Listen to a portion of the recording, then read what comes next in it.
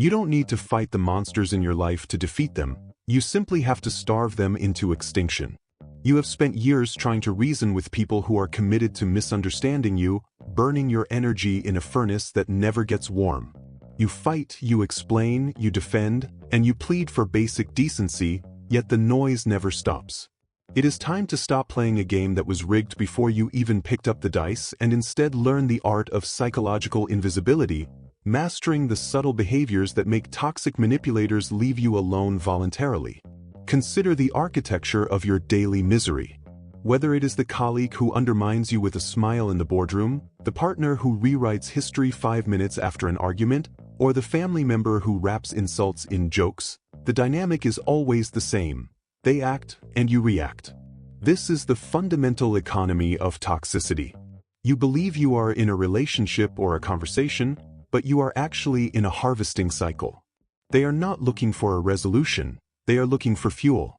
Every time you clarify your position, every time you get angry, every time you cry or write that long text message explaining your feelings, you are handing them exactly what they crave. You are validating their significance. You are confirming that they have the power to control your emotional thermostat. Most people approach these situations with the belief that communication is the key to intimacy. In a healthy dynamic, that is true. But in a toxic dynamic, communication is simply ammunition. You have likely found yourself in that surreal moment where you are presenting logical, irrefutable evidence of a betrayal or a lie, and the other person is staring at you with a blank, almost bored expression, or worse, they are laughing. In that moment, you feel like you are going insane. You double down. You raise your voice. You bring up past examples. You work harder.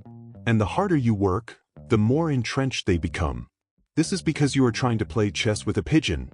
It doesn't matter how good your move is, the pigeon is just going to knock over the pieces, crap on the board, and strut around like it won. The solution, therefore, is not better chess moves. The solution is to remove the board entirely. We need to explore the specific, granular behaviors that disrupt this harvesting cycle. These are not passive moves. They are aggressive acts of emotional conservation. When you begin to implement these subtle shifts, altering your response time, flattening your effect, removing the biographical data from your conversations, you invoke a terrifying silence. The toxic person, used to the chaotic symphony of your distress, suddenly faces a void. They will poke you, prod you, and escalate their behavior, desperate to get the old machine working again. But if you hold the line, if you maintain these 5 subtle behavioral shifts, they will not just stop. They will physically and psychologically recoil from you because you have become a source of famine rather than a source of food. To understand why this works, we must descend into the neurological and psychological basement of the toxic archetype. We must look at the raw machinery of what we often call narcissism, Machiavellianism, or high-conflict personality disorders. At their core, these individuals are not actually powerful. They present a facade of omnipotence, arrogance, or unshakable confidence, but this is a structural overcompensation for a fractured, non-existent self. Imagine a black hole. It has a massive gravitational pull, destroying everything around it, yet at its center, there is nothing. A singularity of infinite density but zero volume. This is the psyche of the toxic individual. They do not have an internal mechanism for self-regulation or self-esteem. A healthy person can generate their own sense of worth. They can soothe themselves when they are anxious and validate themselves when they achieve something. The toxic individual cannot do this. They are emotionally paraplegic. They require external prosthetics to function.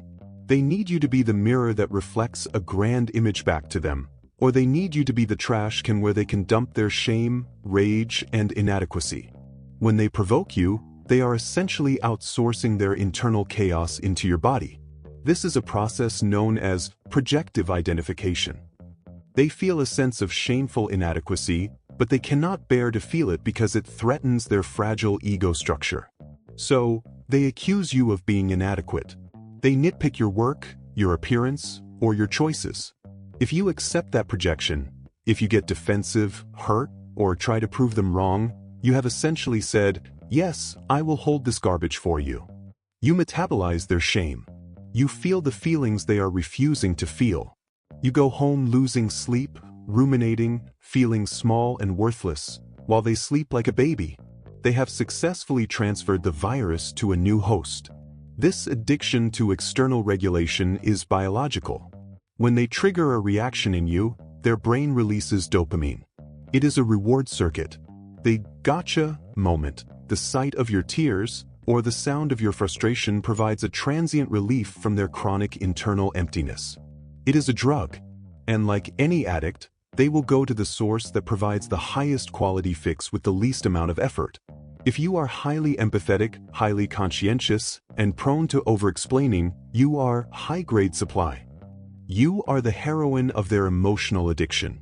You give them rich, complex, long-winded emotional reactions. You care. You try. You worry. However, this dynamic is not just about them. It is about you. Why do you stay? Why do you engage? The truth is often buried in your own childhood development. Many of us who get trapped in these cycles were trained to be fixers from a young age. Perhaps you had a parent who was emotionally volatile, absent, or critical. You learned early on that your safety depended on managing the emotions of the adults around you. You learned that love was something you had to earn through performance, endurance, and self-sacrifice. You developed a high tolerance for discomfort. You learned to read micro-expressions, to anticipate needs, to walk on eggshells. This hypervigilance, while adaptive in a chaotic childhood, becomes a liability in adulthood. It makes you a magnet for predators. When a toxic person meets you, they sense this training. They sense that you will not walk away at the first red flag. They sense that you will try to understand them, that you will make excuses for them, that you will view their cruelty as a cry for help that only you can answer. This is the trauma bond. It is not love. It is a chemical addiction to the cycle of abuse and intermittent reinforcement. You become addicted to the rare moments of peace or validation that they sprinkle in between the chaos, just like a gambler at a slot machine. Therefore, making them disappear is not just a tactical maneuver. It is a rewiring of your own neurology. It requires you to confront the part of yourself that needs to be needed, the part of yourself that believes if you just explain it one more time perfectly, they will finally see you. They see you fine. They just don't care.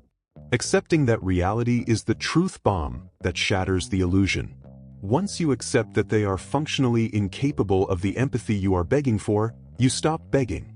You stop explaining. You stop feeding the beast. And when the food stops, the beast migrates. They do not have the loyalty to stay with a source that has gone dry. They will discard you. And in this context, being discarded is the greatest victory you can achieve. But here lies the most insidious trap, the layer of self-deception that keeps you stuck even when you know the truth, your own ego. You might believe you are fighting for justice, for truth, or for the relationship, but often you are fighting to be right. You are fighting to force them to acknowledge your reality. There is a deep, burning need within us to have our pain witnessed by the person who caused it. We want the confession. We want the apology. We want them to look us in the eye and say, "I hurt you and I am sorry." Letting go of this need is the hardest psychological hurdle you will ever face. You have to accept that you will likely be the villain in their story forever. They will smear your name.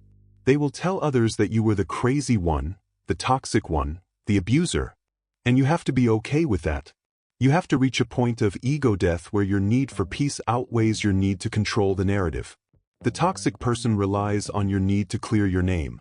They know that if they whisper a lie about you, you will rush in to defend yourself, and in that rush, you re-enter the trap.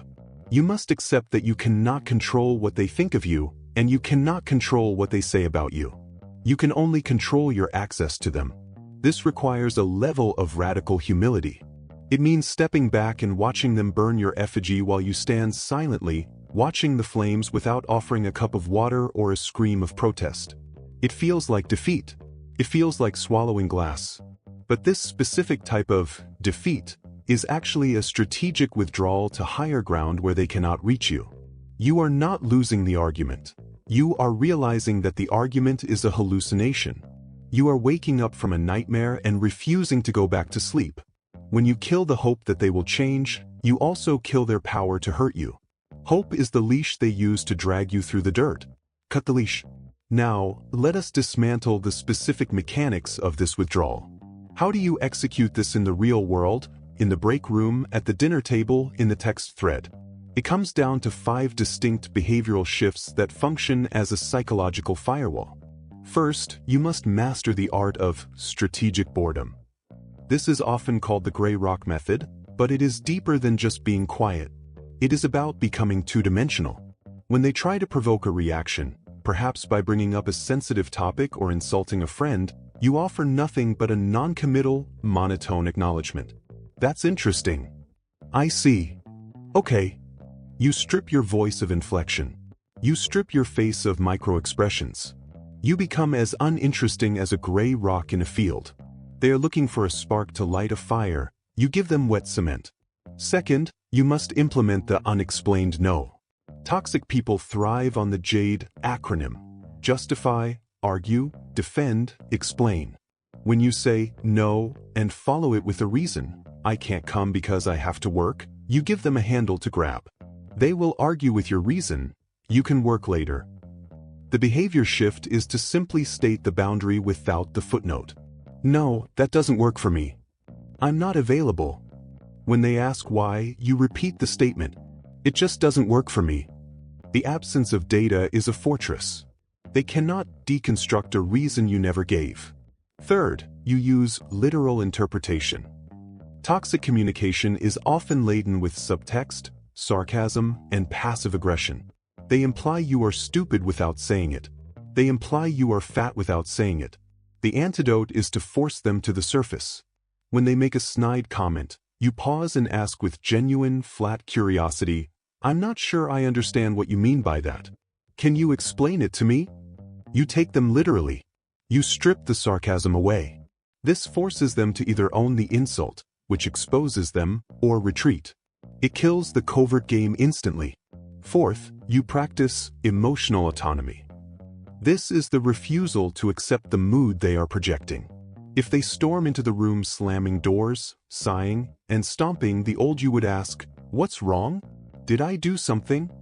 The new you observes the storm but does not go out in the rain. You continue drinking your coffee. You continue reading your book. You treat their tantrum like background weather, noticeable, but not something that requires your intervention. This signals that their emotional state no longer dictates the atmosphere of the shared space.